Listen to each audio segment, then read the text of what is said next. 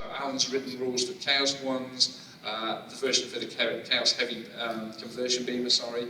There's also different ones that are going to be out yet. So there will be Chaos versions. But also, again, this is just the start of the Dreadnoughts. You know the detail we can put on named Dreadnoughts for specific chapters, you know, that kind of thing. So, yeah, you're going to see a lot of Dreadnought action, really. Yes, when you redo the Imperial Armor Apocalypse, the Tyranids, yes. Are they going to get revisited in that? Yeah, like I said, what we've done with this book is we've taken into account that new codexes have come out during, and Tyranids was one of them. So Alan's worked with the studio, and there will be new Tyranid army list formations, that thing, and also new rules. We've listened to the public and their errata and things like that. So yeah, those will be upgraded. Any problems that were in there are sort of going to be ironed out because of upgrades and because of newer codexes. Yes. First, lamenters, transfers, please. Yes. And secondly, are we going to see a Chaos Dwarf Lamassu? The Chaos Dwarf Lamassu, yeah. We've had a lot of people asking about that today, actually, at our stand. We'll see how the Baltaurus goes. If the Baltaurus goes really well, we'll be foolish not to. Yes, sir.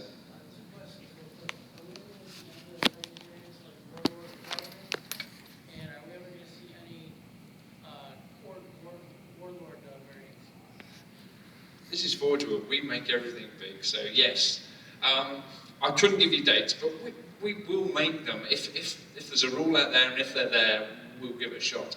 I mean, the guy to talk to is Will Hayes. He's made all the Titans so far, and he keeps going to us, you know what, we should make a Warlord, we should do this, we should do that. And you've seen the Manta, we've made the Manta. So if we've made a Manta, you know, a Warlord, yeah, no problem. It's just a matter of time. It's when we put it into a book and when we do it. Yes.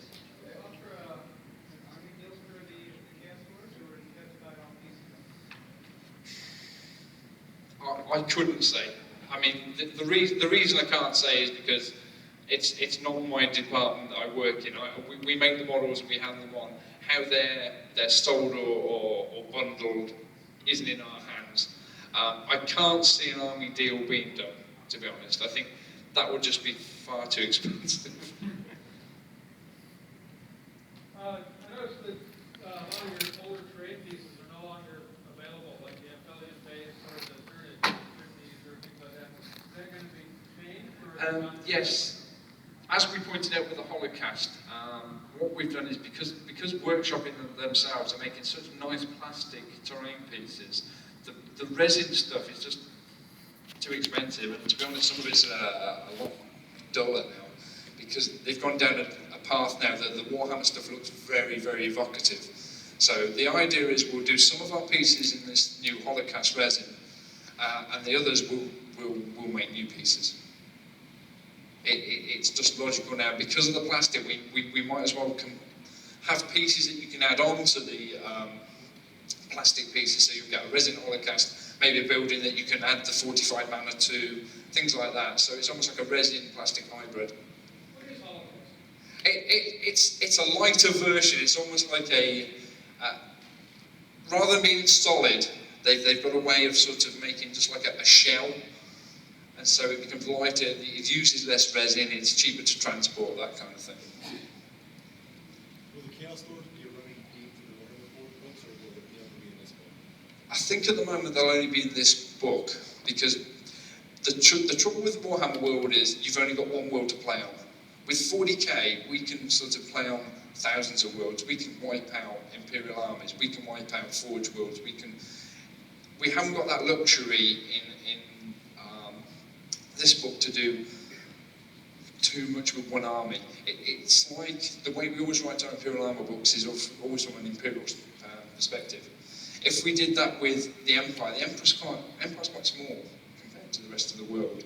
So if you did that, it wouldn't really work if we turned around and wiped out an Empire city. That's quite a big deal. Whereas if we kill an Imperial regiment, that's nothing. You know, we can fight more, we can kill planets, we can kill galaxies, Whereas with Warhammer World, we have to be quite clever with how we do army lists and how we do books. So the books won't necessarily follow the same format of always coming from an Empire perspective. It may be we just do a new book that's solely about, creatures. It's almost like a bestiary type book. It all depends, how these go. Hello.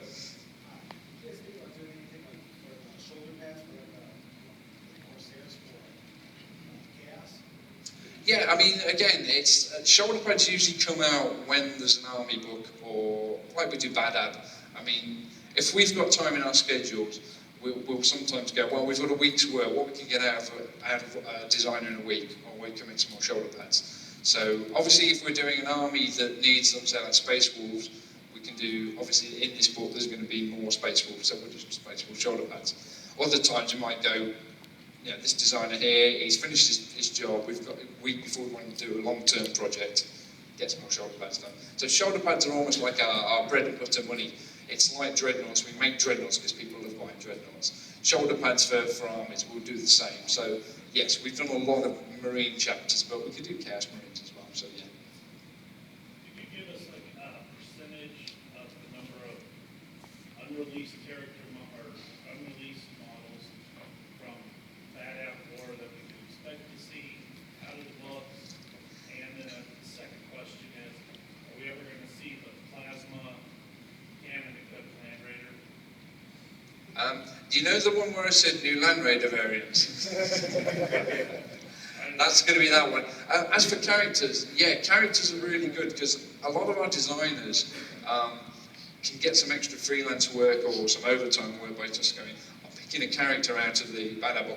What we've got there is a nice pot of characters now that we can make, and if we're clever with how we make them, a bit like the one, the Voltex guy, if you can make them with the arms and the shoulder pads that come off, they become other characters for your own armies and different armies. So yes, we are going to go back. The percentage I can't say. I mean, it's time. It's like, okay, we've got a month. Okay, one of us could do a character in that month. So that's how we're looking at it at the moment. Yeah.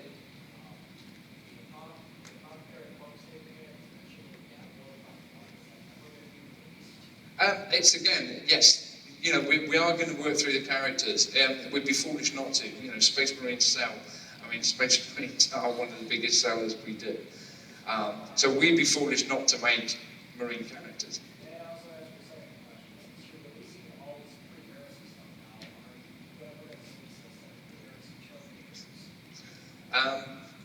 We get asked a lot of questions about heresy.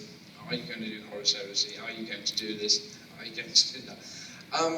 We've made it so you can do heresy characters. That's why we've made these Marines. If you want to start making your heresy chapters, that's fantastic. And they sell well. People like the old pattern dreadnoughts. They like the old pattern armor. We'd love to do heresy. The guys in the studio are sort of big sort of fans as much as you guys. It's just a matter of time.